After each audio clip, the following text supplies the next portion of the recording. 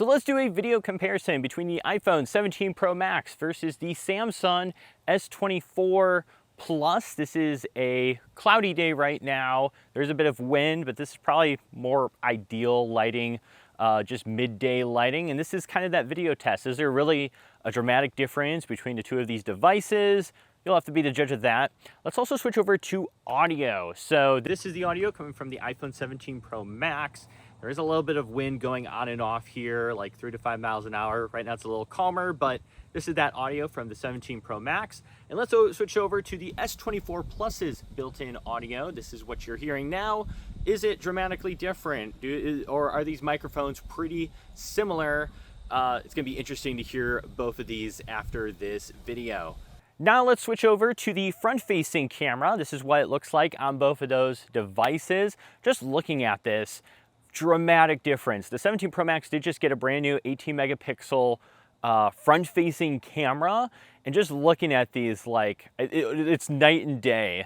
It definitely looks warmer on the iPhone 17 Pro Max. It might be warmer color temperature than the S24 Plus, but right now, like, this is looking so dark on the S24 Plus. Like, it's a ridiculous, like, not even close comparison, at least from what I've seen here. Let me know what you guys think, but this is the front facing. If you want to be able to see yourself, this is what that's going to look like. Now let's take a look at the different lenses between these two phones. Let's switch over to the ultra wide, which is a 0.6 on the Samsung and a 0.5 on the iPhone. There's a take a look at that quality difference there.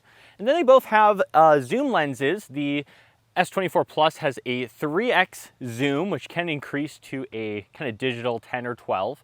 The iPhone has a built-in 4x zoom lens. You can kind of see there the more zoomedness in the 17 Pro Max. Now, Apple also does have their own kind of digital zoom, basically because it's a 48 megapixel camera. They're saying you can do an 8x zoom on the iPhone, but there's definitely a quality drop. I'm going to do the 8x there.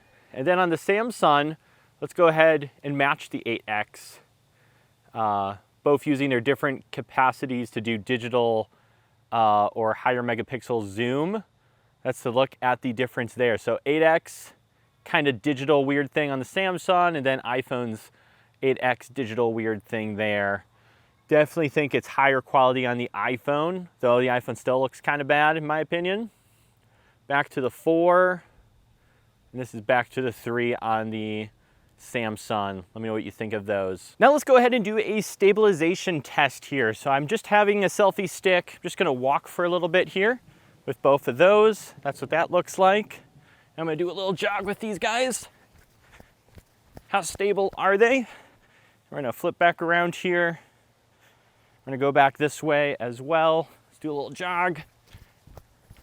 How do the stabilization compare on both of these devices? Now here is a look at indoor lighting. If you were to be in like a studio type setup, I have some light boxes set up here, and this is what it might look like if you're gonna be filming YouTube videos. You got fancy lighting going on. This is what that could look like indoors. And with that, let's also move into the low lighting test just to see how these phones handle the low light scenario. All right, and here is the low light video test. This is what it's going to look like in very, very poor lighting conditions. Pay attention to the walls and whether there's those fuzzy things floating around the video. But yeah, this is the back-facing camera. This is what's gonna look like in low light.